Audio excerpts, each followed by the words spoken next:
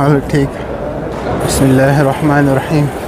ابھی جو ہے میں موجود ہوں مسجد نبوی شریف میں، اور میرے پیچھے یہ آپ دیکھ رہے ہیں وہ جگہ جہاں پر حضور صلی اللہ علیہ وسلم کا روضہ ہے، وہ بہت ہی قریب ہے. یہ وہ جگہ ہے جہاں مسجد نبوی کی چھت جو ہے وہ اوپن ہے، کھلی ہوئی ہے. اور اس طرف دیکھیں، یہ ہے سامنے نبی صلی اللہ علیہ وسلم وہ جہاں آپ صلی اللہ علیہ وسلم کا روضہ ہے. تو آپ صلی اللہ علیہ وسلم کے دور میں مسجد اتنی ہوا کرتی تھی. تو مسجد کا قبلہ جو ہے اس طرف ہے، اور مسجد کی جو ہے اس سائیڈ پر، یعنی مسجد نبوی کے بالکل پیچھے شمال کی جانب سیدھ پر بیک سائیڈ پر اگر آپ تھوڑا آگے آئیں گے تو ایک بہت ہی عمدہ باغ ہوا کرتا تھا، بیرحا کا باغ، جو کہ حضرت ابو طلحہ رضی اللہ عنہ کی ملکیت تھا. آپ صلی اللہ علیہ وسلم اس باغ میں آیا کرتے تھے، اس کی جو ہے چھاؤں میں بیٹھا کرتے تھے، اور وہاں حضرت ابو طلحہ رضی اللہ عنہ کا گھر تھا، اور ان کی بیوی سلیم وہ وہاں پر رہتی تھی. آپ صلی اللہ علیہ وسلم تقریباً دوپہر کو وہاں جاتے اور ان کے ہاں جو ہے وہ قیلولہ فرماتے تھے. اور حضرت ابو طلحہ کی بیوی سلیم رضی اللہ عنہ آپ صلی اللہ علیہ وسلم کے لیے چمڑے کا ایک بسترا لگاتی، جس پر آپ صلی اللہ علیہ وسلم قیلولہ فرماتے. جب آپ صلی اللہ علیہ وسلم سوچ جاتے تو آپ صلی اللہ علیہ وسلم کو پسینہ بہت آتا تھا. تو حضرت سلیم جو تھی رضی اللہ عنہ، وہ ایک شیشی لے کر اس میں جو ہے آپ صلی اللہ علیہ وسلم کا پسینہ اکٹھا کرتی، جمع کرتی. ایک دن آپ صلی اللہ علیہ وسلم پوچھا یہ کیا کر رہی ہو؟ تو سلیم رضی اللہ عنہ نے عرض کیا، اے اللہ کے رسول، میں آپ کا پسینہ اکٹھا کر کے اس کو اپنی خوشبو میں جو ہے وہ ملا دیتی ہوں، تو وہ خوشبو جو ہے بہت عمدہ خوشبو بن جاتی ہے. اور آپ صلی اللہ علیہ وسلم جو ہے اپنی ازواج کے علاوہ، کیونکہ آپ صلی اللہ علیہ وسلم کسی عورت کے یہاں نہیں جاتے تھے، روایت میں آتا ہے کہ صرف اپنی گھر والیوں کے پاس، اور ان کے علاوہ صرف ایک عورت تھی جو کہ یہ تھی سلیم. ان کے گھر آپ صلی اللہ علیہ وسلم آیا کرتے تھے. صحابہ رضی اللہ نے عرض کیا، رسول اللہ آپ ایسے کیوں کرتے ہیں؟ تو آپ صلی اللہ علیہ وسلم نے فرمایا کہ ان کے جو بھائی تھے وہ میرے ساتھ جنگ کرتے ہوئے شہید ہوئے، تو مجھے ان پر بڑا رحم آتا ہے، اس وجہ سے میں ان کی دل جوئی کے لیے ان کے پاس جو ہے آنا پسند کرتا ہوں. ان کے ایمان کے بہت قصے ہیں.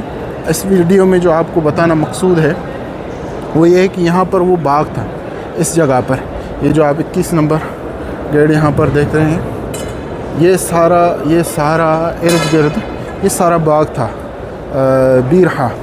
بیرحا باغ میں ایک کنواں تھا جو جس کا پانی آپ صلی اللہ علیہ وسلم نوش فرماتے تھے.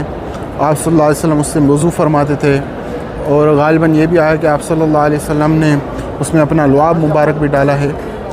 تو وہ دوسری سعودی توسیع میں، کیونکہ توسیع بہت بڑھ گئی، آپ دیکھیں کتنا ہم پیچھے چل کر آ رہے ہیں، پھر بھی مسجد نبوی جو ہے ہمارے ساتھ ساتھ توسیع میں اتنی بڑی ہے. تو وہ یہاں پر تھا.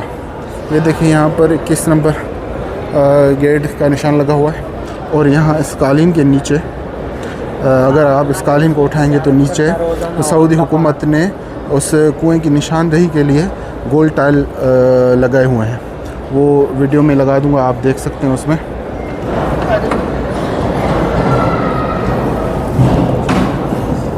حال ٹھیک. تو بھی پڑھا رہا ہے. تو آپ صلی اللہ علیہ وسلم کے دور کے 7 مشہور کنویں تھے. تو ان کنویں میں سے ایک یہ بھی تھا، بیرحا. جب آپ صلی اللہ علیہ وسلم پر وحی نازل ہوئی کہ لن تنالوا البر حتى تنفقوا مما تحبون، کہ آپ نیکی کو اس وقت تک نہیں پہنچ سکتے جب تک آپ وہ اس مال میں سے خرچ نہ کریں جو آپ کو زیادہ محبوب ہے. تو جب یہ آیت حضرت ابو طلحہ رضی اللہ عنہ نے سنی، جن کا یہ باغ تھا اور یہ کنواں تھا، تو وہ آپ صلی اللہ علیہ وسلم کے پاس آئے اور آپ صلی اللہ علیہ وسلم سے عرض کیا، رسول اللہ آپ پر یہ نازل ہوئی ہے کہ تم تب تک کامل ایمان والے نہیں ہو سکتے جب تک تم اپنی اس چیز کو اللہ کی راہ میں خرچ نہ کرو جو تمہیں سب سے زیادہ محبوب ہے. تو اللہ کے رسول جان لے کہ یہ باغ، بیرحا باغ، یہ مجھے اپنے مال میں سب سے زیادہ محبوب ہے، اور میں آپ کو شاہد بناتا ہوں کہ یہ میں اللہ اور اس کے رسول کے لیے خدا کی راہ میں صدقہ کر دیا.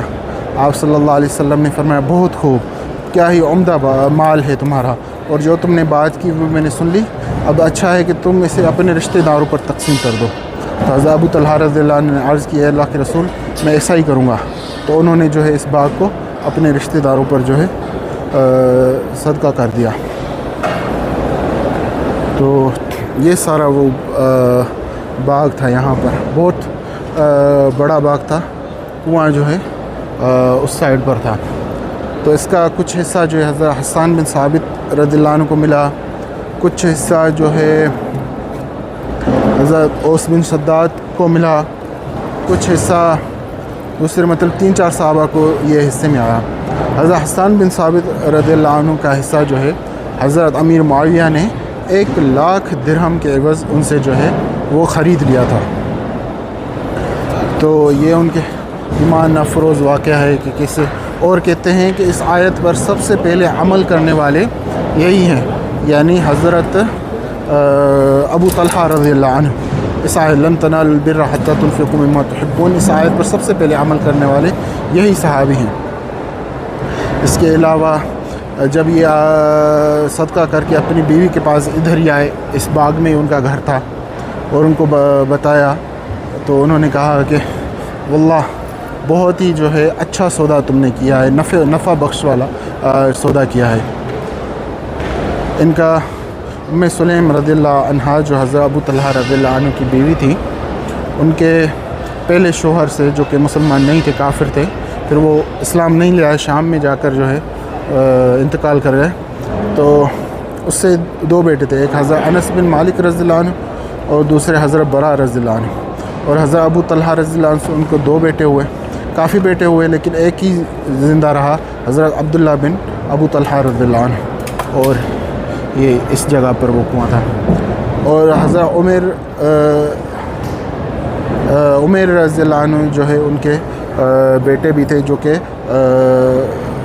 جوانی یا بچپن میں ہی جو ہے انتقال کر گئے۔ ان کے بارے میں آتا ہے کہ انہوں نے ایک پرندہ پالا اور وہ مر گیا، تو ان کو بہت دکھ تھا اس بات پر۔